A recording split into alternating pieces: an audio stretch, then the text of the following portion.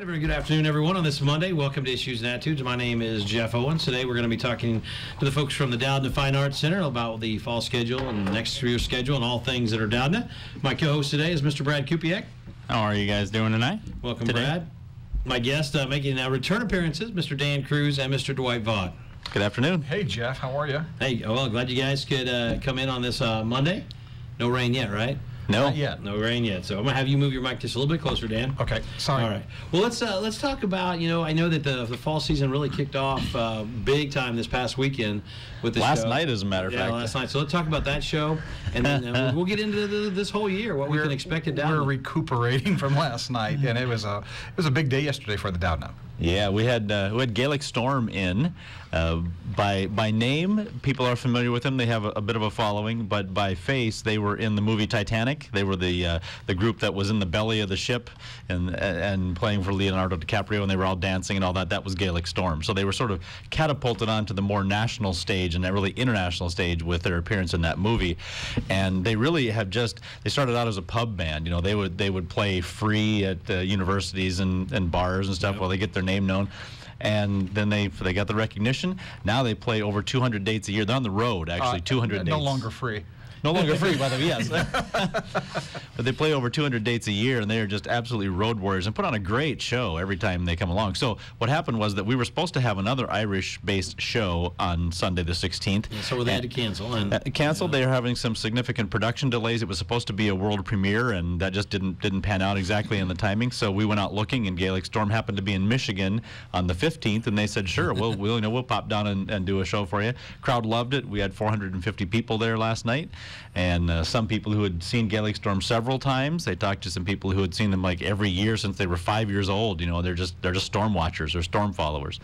And so we even had people drive down from Chicago. Oh, wow. Yesterday to see the show. I read the write-up in the Daily Easterm News, and it sounded like the interacted with the audience, and it sounded like it was a great show. People just loved them. They absolutely loved them, and they just really was. There was such an excitement in the Vaught concert hall last night, really from the minute the group walked out on stage. Okay. So why are we talking about that? There's a whole bunch of people who missed it. Yeah. So shame well, on you just want them to feel bad. Yeah. We talk about the rest of the schedule. It was the greatest thing in the entire world. Yeah. And one of the things last week on the show, we had Julia Boyd, who from Dragonflies. Oh, yeah. And she was here and talking a lot about it. And she was really talking about this. She excited, about Temple Grandin coming to the Doudna here soon, and obviously she's very excited about the program that she's putting on. So talk about that show and what people can expect. I've heard it's sold out, so it may be a tough ticket, but it's we have to differentiate a bit between a show like Storm and a really personal-based experience kind of presentation that Dr. Temple Grandin will do. Because if people are wanting to come to see a show from Dr. Grandin, they're not. But what they're going to get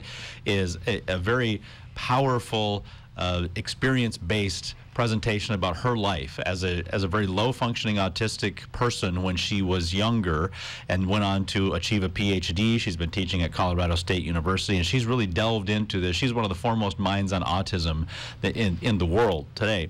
And so she's written several books. And so what she will do for us is provide a lecture and some talk even about her own experience, how her parents found her a mentor, how important the mentoring idea is for somebody who is anywhere along the autism spectrum, from Asperger's to autism. And she's gone through things like brain scans, and she has a PowerPoint that she'll be talking about with her own brain and showing some of the experiments that they've done on her to show how autistic people function, how their minds work, and how they need to function in a society like ours. So to answer your question, is it sold out? Well, yes and no, because this is really a first for the Doudna in that we have 3 different venues in the Fine Arts Center that will carry this presentation. The main concert hall, the Dvorak Concert Hall, is sold out, but we are opening it up as a closed circuit audio and video over to the recital hall, to the lecture hall, which sold out last week at another 150 seats, and we're now working on the last 140 seats in the black box. So we anticipate by the time of her presentation on September 27th, once the black box is full, we don't have any more space. We'll just have to be able to turn people away and say, sorry, you can't do it. But this goes to the measure of the power of this person. Her experience and the presentation that she brings and the message that she can share people know Temple Grandin, and she has such a great following that the minute we put the word out, and it wasn't just us. I mean, the Communication Disorders and Sciences and the Center for the Humanities brought it to us and said, hey, we'd love to use the Doudna. How can we do this? We know that she continually draws 1,000 to 2,000 people everywhere she goes, and we're going to tap out at about 850 to 900 seats. So we know it's going to sell out pretty Good good. problem to have. Yeah, the interesting thing is that even before we were ready to go, to sell the tickets, we were getting people inquiring, not just wanting a couple of tickets, but they want 15, 20 tickets, because they were bringing a group. And right now, from downstate Illinois to from Peoria up north, we have a lot of people that will be converging on campus for that event. And now, when talking to Julie, and I believe I also read in your brochure that some of the money raised will go to try to start an autism center here on the campus? Actually, all of the money raised, other than a few expenses that they have, but the Doudna is not keeping any of that money. So when somebody buys a ticket for it, we're turning over all of our proceeds to the Center, the Communication Disorders and Sciences, to help fund an autism research center that's in its embryonic stages here on campus. Oh, that's unbelievable and good news. And we look at this as something that is really great for the university, and we're just glad that we can use the Doudna as a vehicle to do something good for Easter. When you think about other shows coming up this fall, or music or jazz or whatever, talk about some of the things that really have you guys excited, because I know when you're excited that you get the audiences excited. Well, one that I love, Dan's going to be working with the Arts Midwest World Fest performers, which we have the Kawal Najmuddin Safuddin and brothers coming from Pakistan. Did you notice how I didn't want to have to try to pronounce that? Now ask him to say that 10 times. I was going to really let them pronounce it. I was looking at it on the video here, and I'm like, and then please. in the spring we have Kudamani coming from Bali, and these are folks who they're not just Americans who have a little bit of exposure to this kind of world music. These are people from these countries, from Pakistan and from Bali. The one that I love, that I've been working on a lot, is They Call Me Mr. Frye show, which is going to be really fun because we're working with the Department of Education here on campus, and we're trying to get education students, regardless of whatever their discipline is, teacher ed students, to come to the show. Plus, he's doing 2 free workshops. One will be for theater, and the other one will be for education. They Call Me Mr. Frye is a story it's a personal story. It's a one-man production of Jack Frye, who was raised in Indiana, cornfields of Indiana, got his teacher ed degree, and his first teaching job was in South Central LA. Wow. So you talk about culture shock, and he wasn't just teaching, first graders or high schoolers. He was teaching 5th, 6th, and 7th, that sort of pivotal age in South Central LA. And again, that's a very powerful one person telling their personal story, and it really connects. Dan and I had a chance to... Yeah, we kind of cheated because we were able to see this production a couple of years ago, and it's outstanding. And he's been doing he's been still teaching there for the last decade, correct? He is still a Los Angeles Unified School District professional teacher, so he'll be coming in, and for our teacher ed students, whoever is attending and wants to attend that workshop, going through the teacher ed departments, he's going to be giving a motivational, inspirational, interactive kind of workshop, and then we'll be feeding everybody dinner before one of the shows. So we really want to get students and aspiring teachers to have some contact with him, because he's a very engaging personality off stage as well, and he can tell it right like it is. Hey, here's what you're going to experience. Here's the ups and the downs, the highs and the lows, and this is the journey that we walk together as teachers. Now, did he actually apply there, or was it the only place that would? Do you know the backstory, or how? No, I don't really know, but it's one of those things where I think that when you come from Indiana and you have a job offer and say, hey, I'm going to Los Angeles, I must be really good, and so I think that it was probably a certain amount of culture shock, but what was great about a story like that is that he embraced that, as opposed to running home and maybe find the comforts of Indiana. He kind of he saw the challenge, and he thought he could make a difference, and he certainly has. He seems to be one of those personalities too, that you put something difficult in front of him, he just bites at it. He'll just go. It was like one of these very adventurous. But then he got into some adventures where families were struck by gang violence, and they bring it into the classroom, and it's just like, how do you deal with this? It isn't just teaching out of the textbook or the curriculum.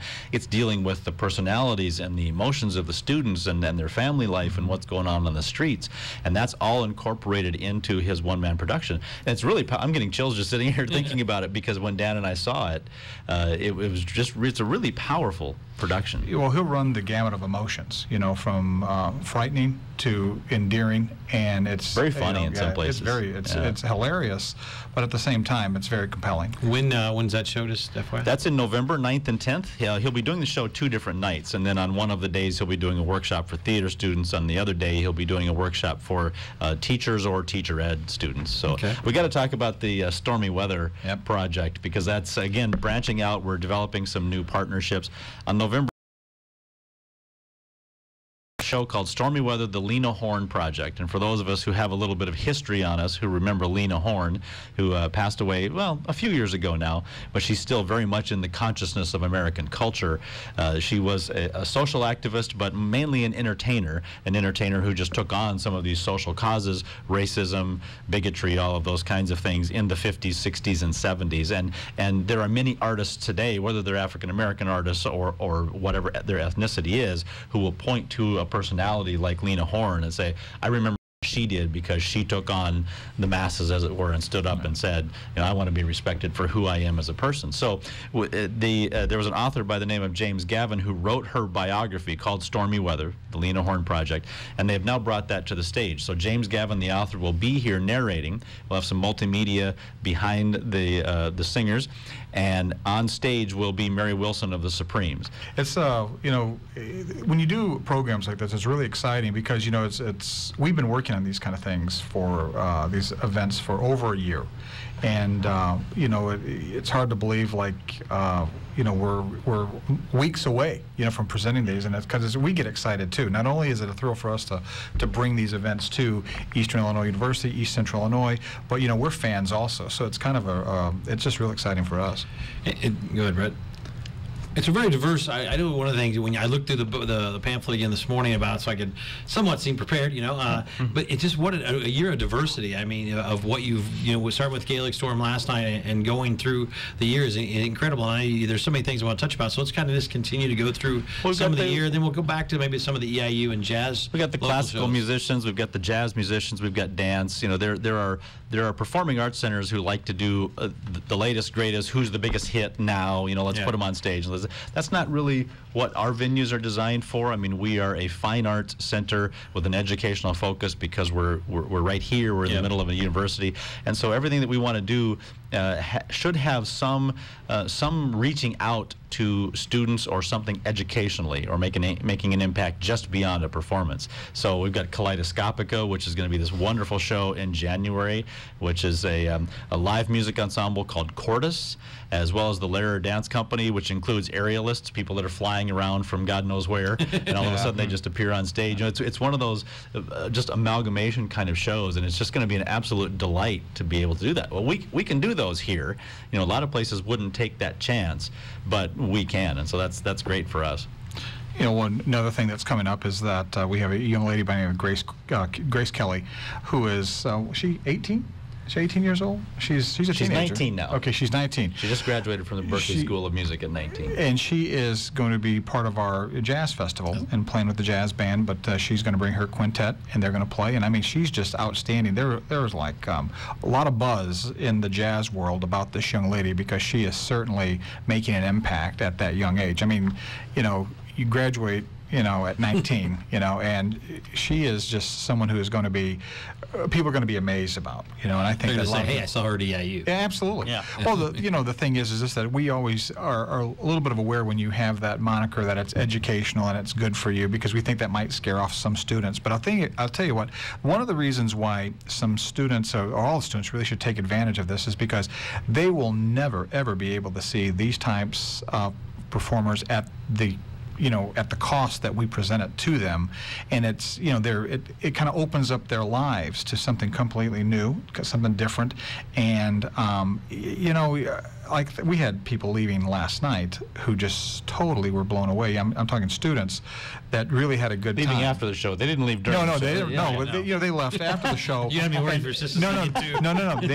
I'm sorry. I want to make sure I clarify this. Is that they were leaving after the show and they were blown away by this. And the thing is that when we've seen this over and over and over again, students, when they'll take a chance on something, because sometimes students that they just want to experience something they're familiar with. Yeah, they like the safety net. Yeah, absolutely. And so and there's nothing like a live production, whether it's and music taking or a chance theater. Might be checking out the Facebook page, because last night or yesterday afternoon we decided we would put a student rush out on our Facebook page, and we just put it out there as the last tickets remaining, 2 for 1. Whoever wants to come in as a student, just show your student ID. So not only could you see a great show, but you could get it for you could bring a date, bring a friend, and get it 2 for 1. So if people follow us on Facebook, which is facebook.com/thedoudna, occasionally we'll put out a student rush and give them even a bigger incentive to come in and see the show. So friend us.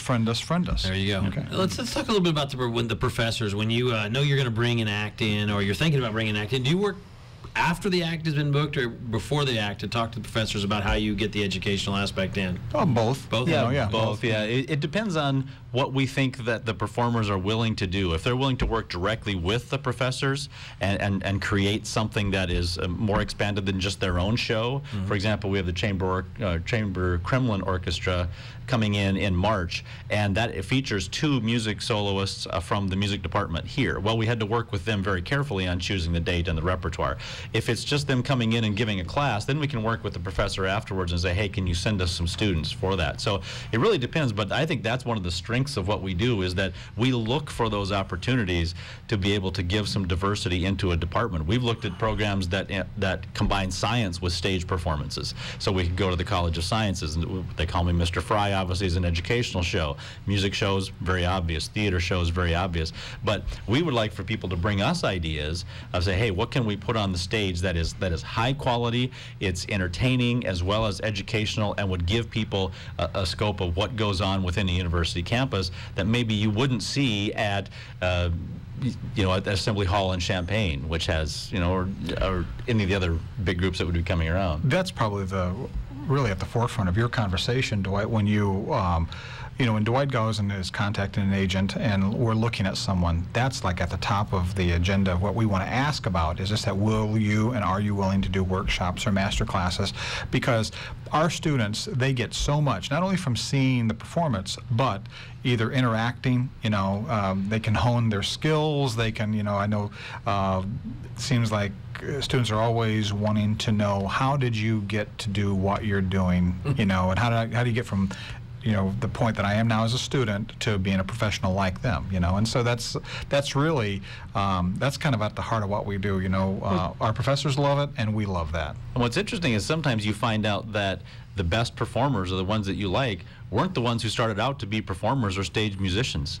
We find they'd be history majors or something, and then all of a sudden, somehow, for some, serendipitous circumstances in life, they did this as a hobby, and all of a sudden they started doing it more and more, and they thought, hey, I think I can make a living at this. I've talked with artists who started as MBAs, they were business majors. They were going to go into the world of high finance and all this kind of thing, and then got caught up in the performing bug.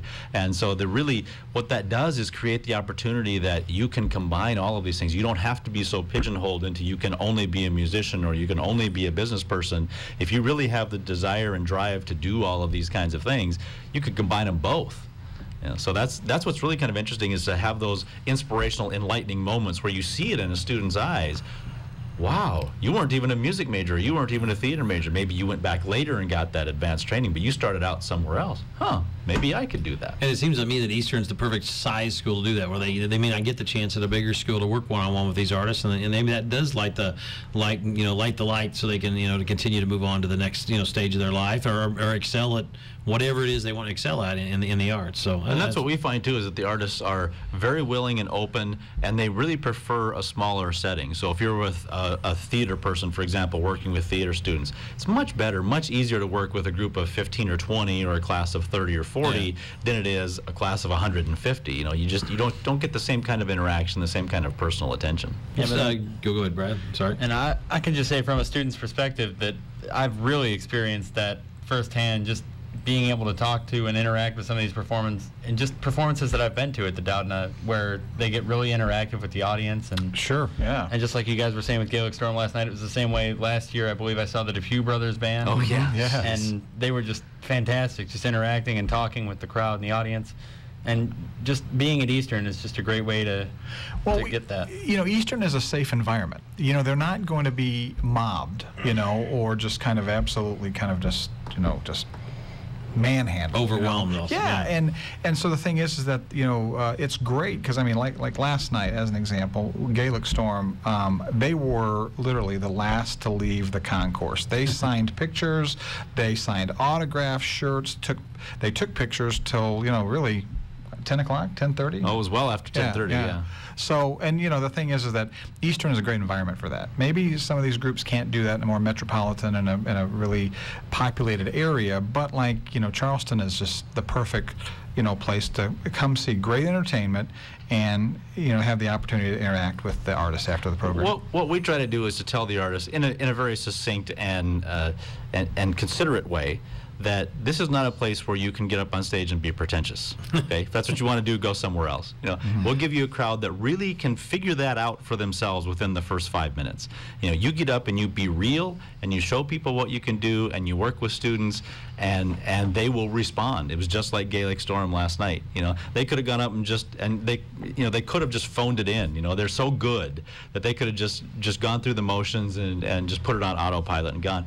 But they really connected. I told them, I said, we'll get you an audience, but the response is going to come from you, and the people will respond to that if you just show them who you are and what your talent is. And that's exactly what we're good at. They're not playing to crowds of thousands.